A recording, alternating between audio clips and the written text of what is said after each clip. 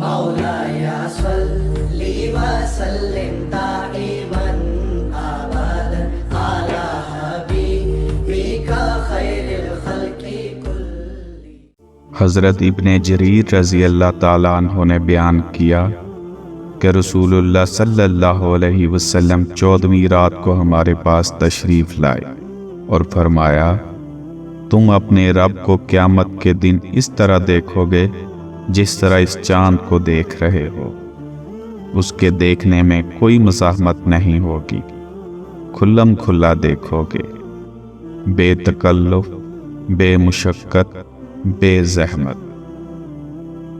حضرت عدی بن حاتم رضی اللہ تعالیٰ عنہ نے بیان کیا کہ رسول اللہ صلی اللہ علیہ وسلم نے فرمایا، تم میں کوئی ایسا نہیں ہوگا جس سے اس کا رب کلام نہ کرے، اس کے اور بندے کے درمیان کوئی ترجمان نہ ہوگا اور نہ کوئی حجاب ہوگا جو اسے چھپائے رکھے۔